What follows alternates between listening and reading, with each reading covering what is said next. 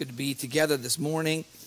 We continue going through just this detailed outline of our weak points that the flesh easily can take advantage of if we're not careful, and certainly Satan manipulates in moments of weakness and temptation to tempt us, cause us to lead, think, and behave, being led by fleshly impulses, fleshly thoughts, worldly wisdom, things that maybe at the moment seems like it would be the most sensible thing to do, but we need the Spirit to override that, to take charge and to lead us so that we can resist that temptation for fleshly impulses to take the lead in our behavior and in our reactions. And certainly this is one area that it's just so easy for Satan to manipulate this because of just how really natural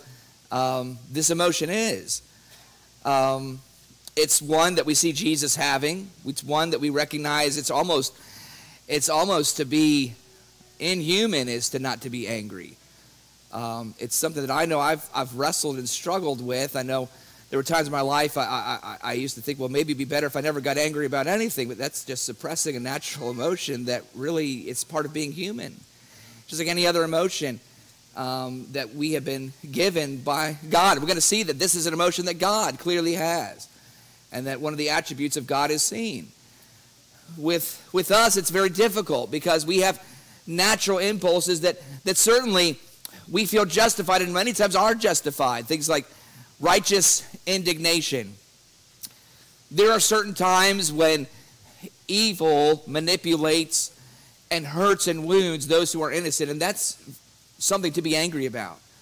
It is something to be angry about when we see those who are defenseless, and we see the things that are going on in the wars and battles and things of that kind of nature where people are sitting ducks, and humanity decides to exercise the worst element of its behavior and take advantage of the vulnerable by using force and cruelty to cause people to be suffering in situations where they're starving. And we see there's situation, news reports coming about that's actually happening. There are innocent people who literally are starving to death. Children are starving to death because of war tactics to get people to surrender under their force and under their cruelty. That has to make you mad.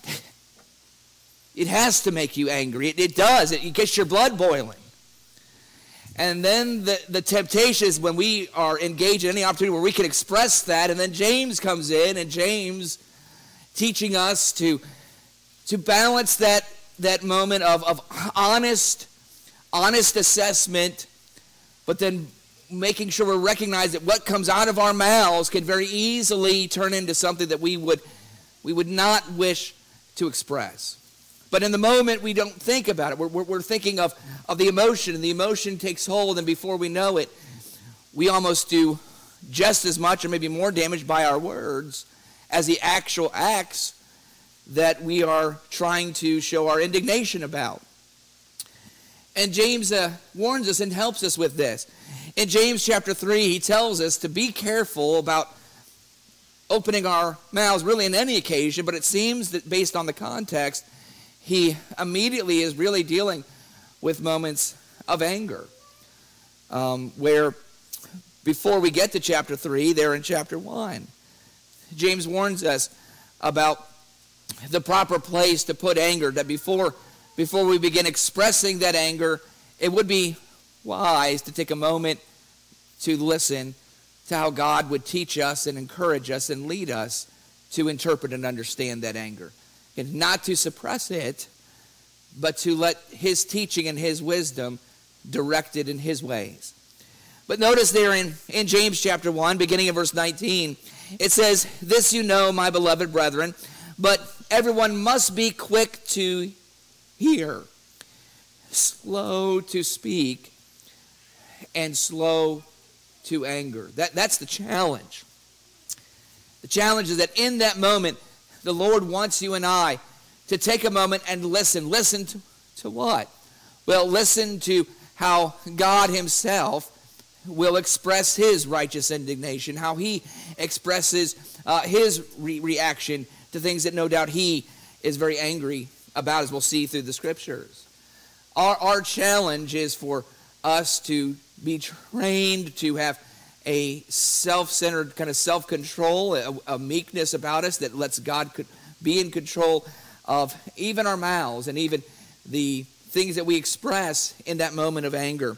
As we get to chapter 3, it seems as if he's giving us a more detailed picture of why it is so important for us to slow down, to take a moment before we immediately start expressing the things that are making us angry. He says, because the tongue is capable of doing a great deal of damage even in that moment. Notice in James chapter 3, there in verse 1, he says, let not many of you become teachers, my brethren, knowing that as such we will incur a stricter judgment. For we all stumble in many ways. If anyone does not stumble in what he says, he is a perfect man, able to bridle the whole body as well. And I wrestle a lot with this because the context is dealing specifically with teachers. And I recognize why he's telling specifically teachers. And my assessment of this is there are certain things that even as a teacher you have to get mad about, because God is angry about it. But as teachers, we have to be very careful that we express the anger of God in a correct, balanced way, that we do not become personal in expressing that it doesn't become something that is just instantaneous or it is without discipline. And even in teaching, that's hard to do. It's something I honestly struggle with. Times when maybe I should express a little bit more emotion about, but I recognize my temptations with making it become too personal or saying things that I would maybe do more damage to say it a certain way. Anger is very difficult to express verbally. It's easy to do it right physically, but even that sometimes is not always the best way to express it. But even as teachers, we have an obligation to verbally communicate the things that God is angry about, but we must harness control and not let us get wrapped up in our own personal sense of wrath and anger. And I think that's the balance here. Let not many of you be teachers. In other words, without having a sense of recognizing, be very cautious about what you say and how you say it. Be slow about expressing these things and running into these things. Notice in verse 2, he says, for we all stumble in many ways. If anyone does not stumble in what he says, he is a perfect man, able to bridle the whole body as well. Now, if we put the bits into the horses' mouths so that they will obey us, we direct their entire body as well. Look at the ships. Also, though they are so great and are driven by strong winds, are still directed by a very small rudder, wherever the inclination of the pilot desires. So also the tongue is a small part of the body, and yet it boasts of great things. See how great a forest is set aflame by such a small fire. And the tongue is a fire. It says it is the very world of iniquity. The tongue is set among our members as that which defiles the entire body and sets on fire the course of our life and is set on fire by hell. So especially in moments where we are encouraged, taught, exhorted by God to express righteous indignation, how much more so when we just can be triggered by things. Maybe it would not be the best emotion to be angry about, but we can't often control that in the moment. Sometimes that emotion is the first thing that's triggered, right? Maybe the first thing I should be expressing is understanding, compassion. Maybe it's sympathy, but sometimes I can't help it. Anger sometimes comes to the top. And so especially when I know it's righteous indignation, anger that I should be expressing, anger that God tells me, yes, you have to control it, how much more so when that anger bubbles up and it starts becomes the leading emotion, when maybe it may not be even in the moment the best emotion that should be leading what should be expressed. But we recognize, I just want to point that we recognize that our weakness is.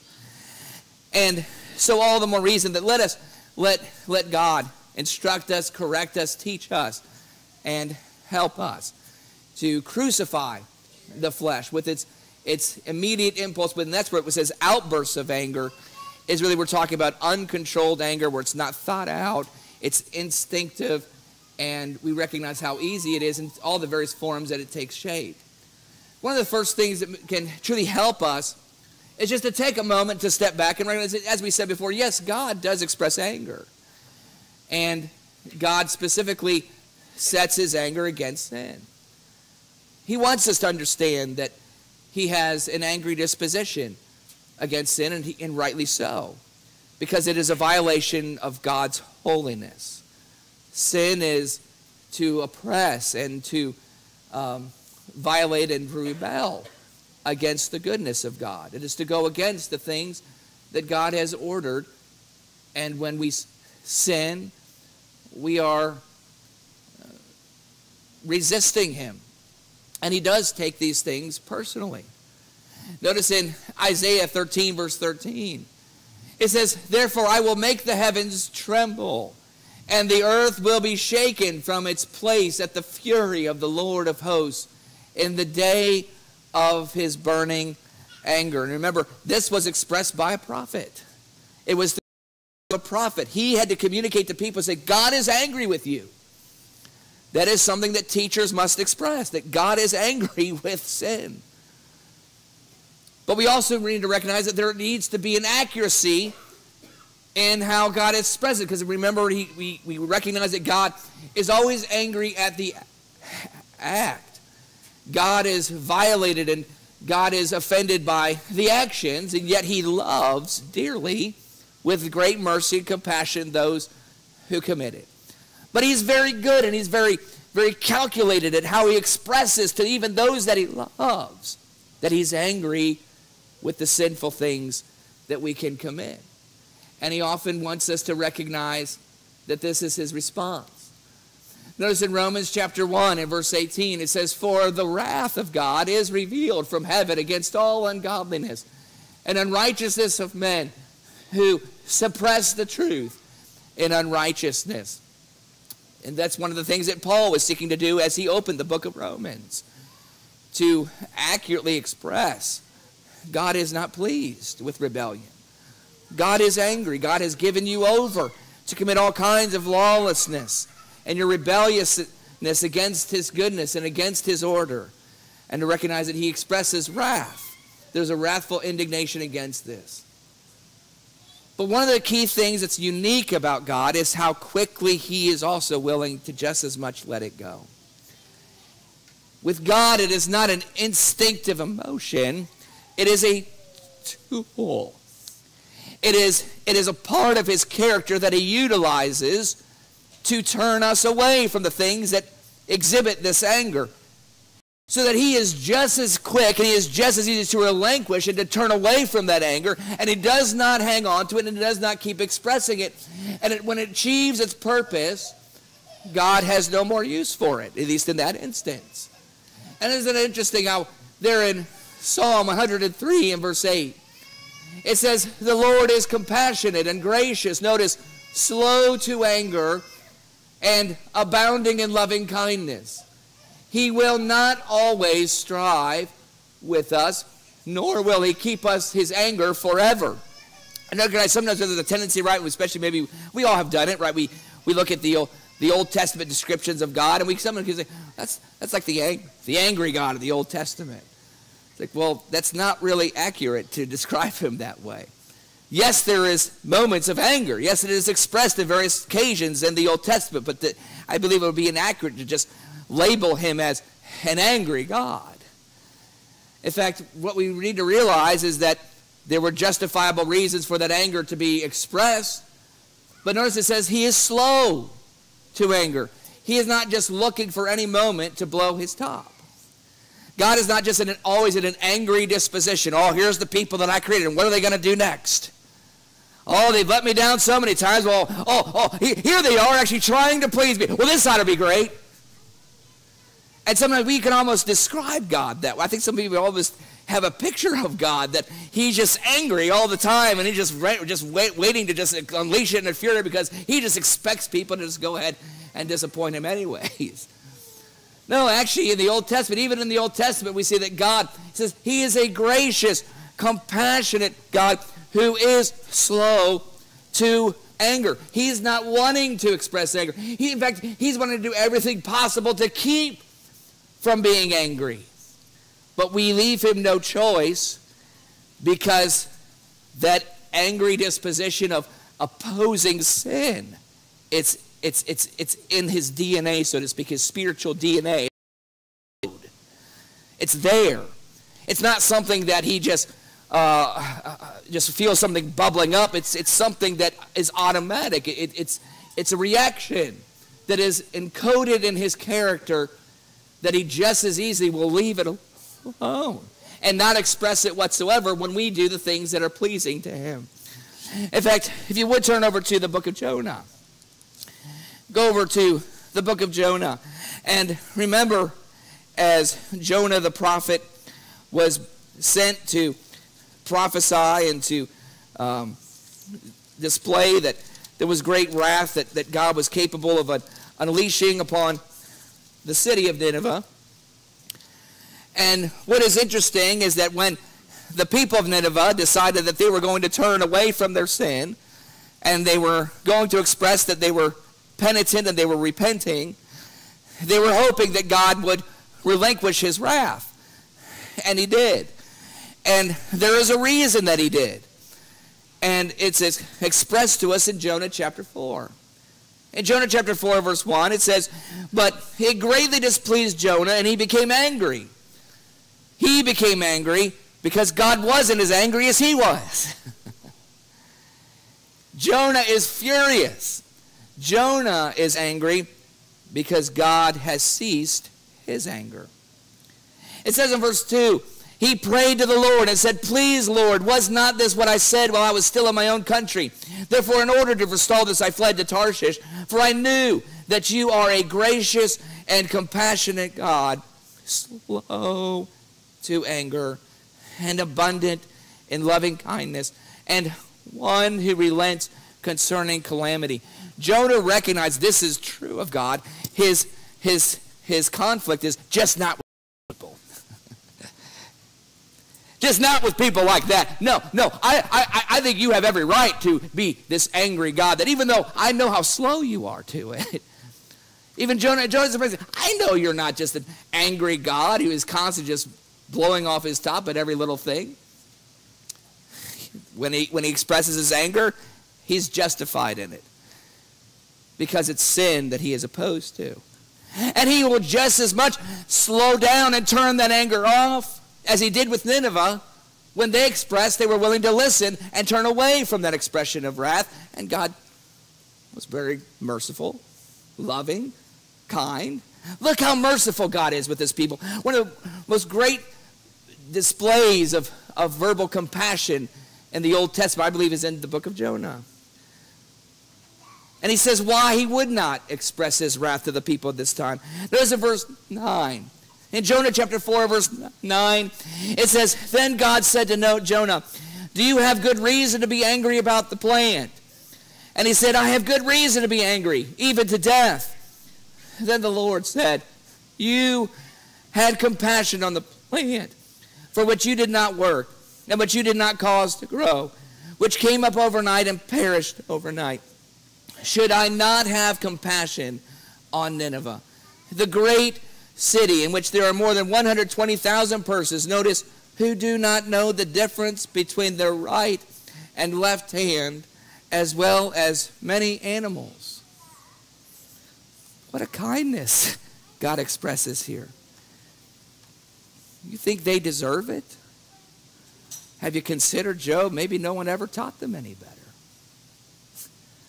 maybe we should have a little compassion and try to help teach them to understand that they can do better. And what do these animals have to do with it? Very kind God is over his creation. He's not an angry God. He can express anger when he needs to, but he can just as easily subside it when there's no longer any reason to. He can let it go. Our anger that's where the work of the flesh works against us. It can tempt us and manipulate the situations where, if we're not careful, sometimes it's not just outbursts of anger. That outburst of anger, if we keep coming in sequence, can just maybe turn us into angry people. There are some people I would describe as they're just angry people. It's not God. God is not an angry God. But yet there are some times we can allow ourselves to just be angry people. Angry all the time, ready at the drop of a hat to express that anger because we have this angry disposition. One of first and foremost, let us realize that is not the character of God. The problem is that we lack that self-control to pinpoint it, and easily we can let that anger sometimes consume us. And sometimes that outburst of anger, even we may say, well, I'm not an angry person at all. I could definitely put myself in one of those categories. People say, well, Daniel, you don't seem like a very angry person. I could have outbursts.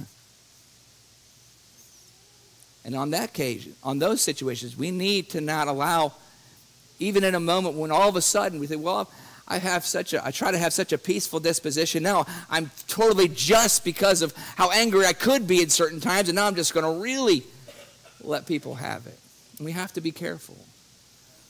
Have to be careful. And that's what this outburst of anger, I think a lot of it is, it's when it bubbles up, it's been laying dormant for a while. Maybe we feel that, we could have been angry at different times, and I chose not to, but now this time I'm just going to let it all out. And this is what leads us to sin. And God's is very calculated. It is very precise, and there is a very particular reason, and he expresses it according to what is allowed it to occur. Genesis 4:5 says, here's an individual that says, Cain became very, very angry. His emotions have taken over. He no longer has a justifiable reason. And he has allowed maybe a situation he should have been upset with himself. Maybe he should have been upset with the fact that maybe I just didn't listen to him. Maybe I thought this, and God taught me better. He should have been angry about those things, about himself, but instead he let it bubble over into his own brother. He's angry at his brother for doing the right thing. And that's where we have to be cautious. We have to be very, very, very careful and let God try to teach us and suppress that fleshly tendency for it to spill over and spread. We need to develop a longer fuse, so to speak. That's where James comes in and with his wisdom says, let us not be so quick to anger. Let us try to learn from the Lord, who also teaches us and shows us. He does not just so quickly erupt into it, but there are justifiable reasons for it. But he also does so many things to try to help people so he doesn't have to get to that point. But there in James 1:19, that's the admonition for us. But everyone must be quick to hear, slow to speak, and slow to anger. And one of the main reasons for that is because, and maybe it can be confusing, right? We see God where his anger is almost instantaneous. There's a reason for it. It's justifiable. Let us just humble ourselves for a moment and remember we're not God. I remember one time I was trying to justify something I was doing, and I was talking to my grandfather about it. And he was trying to explain to me why I probably shouldn't have done it the way that I did. And I remember, in my nature, I try to justify it. I'll go to the scriptures. I'll find something, and if the Bible says it. I remember I said, well, Moses, we have an example of Moses. And I remember my grandpa said, Daniel, you're not Moses. And I think sometimes, right, we find it justify. God got angry. Yeah, we're not God. That's why what James is reminding us. Humble yourselves before God. What I need to humble myself is I may think that I have every reason to express this anger, but I need to take a moment and say, I need to go to God first. God, do I have a reason to be angry? Remember the questions? God asked people that. He asked Jonah, do you have a good reason to be angry? He wanted him to think about that. Jonah, you're awfully quick to get angry. I wanted to ask you, why are you angry? Have you thought about that? God doesn't have to think about it because he's God. God doesn't have to take a moment and take a breath because he's God. God doesn't have to ask himself, what's going to happen if I get angry? Because he's God. I am not God. So my anger needs a lot of teaching, exhortation, prayerfully meditating on asking these kinds of questions before I get there. And I need to humble myself and say, I need to first ask these kinds of questions. And then when I get there, I need to also ask for God's help. Can you help me turn it off when I need to? Those are the kinds of things we need. Number one, is it time to light the fuse? Should I light the fuse? And when you be there with the extinguisher to turn it off when I need to. That's where I get in trouble. Before you know it, that anger, it's like a whole nother vehicle. And it takes you places you never intended when you first even thought about getting angry. You had justifiable reasons. I was just going to express this. I was just going to say this. And then in the dialogue, something triggers that maybe you didn't anticipate. Someone saying back to you. And all of a sudden, now there's angry thoughts for a whole bunch of things. And before we take a moment to even think, should I even be angry about that? I'm angry. And now I'm expressing it. And usually it's one of those things, right, we keep digging. And we keep digging. And the angry shovel does the work. And we dig our own hole. And what God is saying, Daniel, put the shovel down. And ask yourself, do you even have a right to be angry right now? That's what he asks different people. And he will ask us. And that's what he wants. He wants us to be listening. That's why he's saying, be quick to hear. What's he saying? He's saying, recognize that my fleshly weakness when it comes to anger needs to always be willing to say, God, I want you to answer me this question. Tell me if I have a right to be angry right now. And will I humble myself when the answer comes? Daniel, now's not the time. I know why you want to be angry. I know why you're tempted to be angry. But now's not the time. In Proverbs chapter 14, verse 29, it says, he who is slow to anger, notice, has great understanding. That's what comes from understanding. Now, that's the result.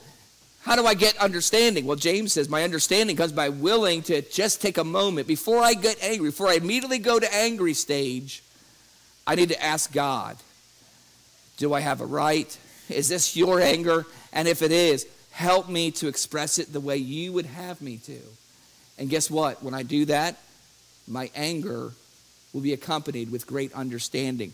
What that means, the people we're expressing our anger will understand. And that's what gets me in trouble sometimes. Right? You got it in your head. You got it all right. You're angry. And then they're like, why are you angry? And then just that question. You have to ask. Now I'm mad to even ask me why I'm angry. That's what that's alluding to. If we would take a moment and get all the understanding, because we were slow, it has understanding in it. People will understand and they'll get it. I remember the times when my grandfather, as much as he loved to spoil me, his grandson, I know the times when my grandpa was angry at me. And I give him a great deal of credit because as he worked on that in his own life, I understood why he was angry with me. I never had to go away. I've never had to see, Grandpa just all of a sudden just lost it. There were times he did. That's what I'm told. I never saw it because by the time I was around, he'd been working on this. In fact, I was told James was his favorite book of the Bible. And he would reference it often in his prayers. And as I look back, I can see why. He was someone who recognized, God, I need you to teach me how do I yield this angry emotion. And I can remember times when Grandpa got mad.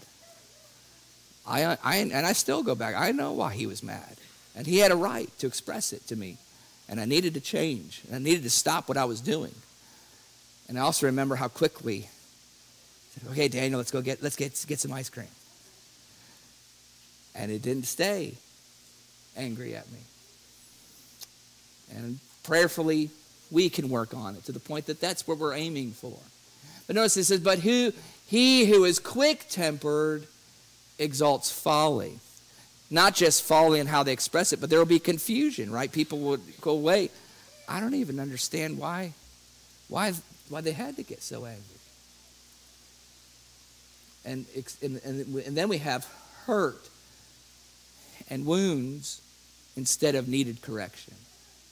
And that's the difference. Those who see it will be corrected by it, and those who are at the end of it being wild and uncontrolled will be hurt by it. Notice in Proverbs chapter 19, verse 11, it says, a man's discretion makes him slow to anger, and it is his glory to overlook a transgression. Notice, as you get better at this, what you realize is not even God got so angry every moment. Maybe he had a justifiable reason to even be angry. A lot of times there was grace, there was mercy. There's extension, right? How about Moses? I'm not Moses. But one thing that Moses did do, remember? God wanted to wipe away all the people of Israel, and Moses said, no. And he decided not to do it. He said, you're right. You're right, Moses. Yeah, I made this promise to Abraham. No, we're going to extend mercy. Did he have a right to wipe him off the face of the earth? Absolutely.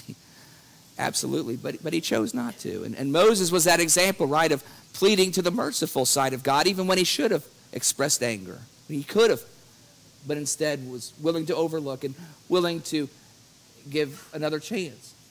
So that's one of the also blessings of when we can be slow to it, is recognizing we don't always have to. There was a situation, and I saw great wisdom of this, where several of us were at camp, and the camp counselor was addressing the boys' cabin, and I haven't got a chance to really talk to him about this. I wanted to let him know just I appreciated the example he set here, but we were going through the rules of the cabin, and just said, I just want to make it clear, said, nobody should be taking things that don't belong to them. He said, if you need something, you don't have it, ask somebody. I know someone would be glad to give it. And he said, the reason I say this, he said, it's come to my attention that there's been somebody who took something. He said, we're going to extend grace.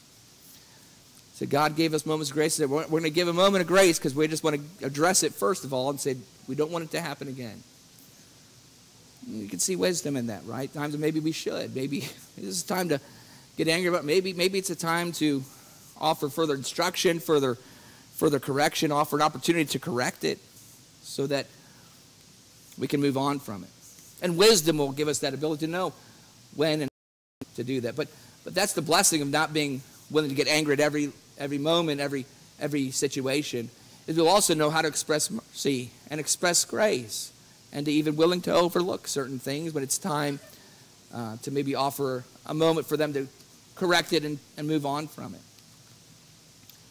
So don't let anger drive our actions. In Psalm 4, verse 4, it says, tremble and do not sin.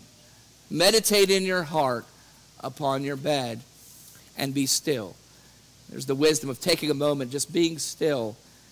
And yes, tremble. In other words, that emotion is there. Don't try to run from it. Don't try to suppress it. It's happening, but we don't always have the wisdom and the best minds to express it correctly or to harness it correctly. So that's where he's saying just offer that moment of wisdom, just to meditate for a moment, sit on it, and let God teach us what to do next. So don't let anger be the driving force. In Psalm 37, verse 8, it says, cease from anger and forsake wrath. Do not fret. It leads only to evil doing. That's the fallacy of when we do it impulsively.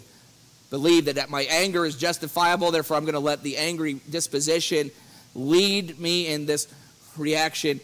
Chances are it's going to come back on us and cause more damage that needs to be undone than just the initial thing that we were getting angry about.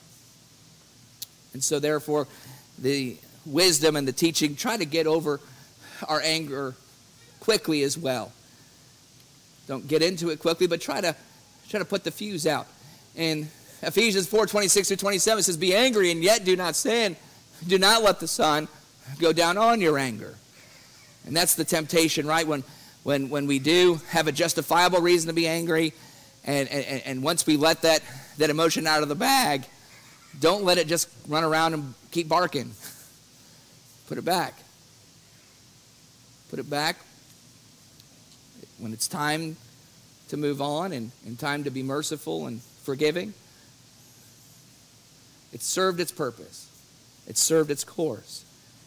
Does it need to run wild unleashed just because we let it out? It's hard to do. But that's the wisdom he's teaching us, that God will correct us and help us do this. In Psalm 30, verse 5 says, for his anger is but for a moment. His favor is for a lifetime. So we see with God, there are these moments that, yes, calculated and specific anger will be expressed, but the bigger picture is he wants to save us from the things that are angering him, the sin that we've committed. His delight is that we can know God as a favorable God, a good God, a gracious God, a holy and kind God. Angry God is not an accurate description. He's not an angry God. He is perfect and able to express anger, but it is calculated, it is specific, and it is just as easily relinquished and calmed down once it's served its full purpose. So let us follow that as well and try to let God teach us and harness that we would practice that in our own lives. And anyone who's with us who never obeyed the gospel of Jesus Christ, we recognize that, yes, God is conditioned to have an angry disposition of wrath against sin. But here's the blessing of how good and kind and merciful and long-suffering God is that he allowed his son to die. He allowed him to be sin on our behalf, that we might become the righteousness of God through him. That's not an angry God. That's a merciful, long-suffering God who doesn't want to be forced to let his anger out. And so he's given us the opportunity that Jesus Christ would bear the burden of all of our sins. And as he bled upon the cross, he teaches us through his death, burial, and resurrection that we, through faith in that power, that we also can, as we crucify the flesh, die to the things of this sinful world, and seek to be buried with him in baptism. We could be risen to walk in newness of life, forgiven of our sins, and let him teach us to also be full of kindness, long-suffering, to be angry when we need to be angry, but let it be calculated and let it be ruled by his teaching. If you need to obey the gospel, here's an opportunity for us to help you with it. But if you've never obeyed, won't you come to the front? We'll gladly assist you to put Christ on in baptism while we stand and sing this song of encouragement together.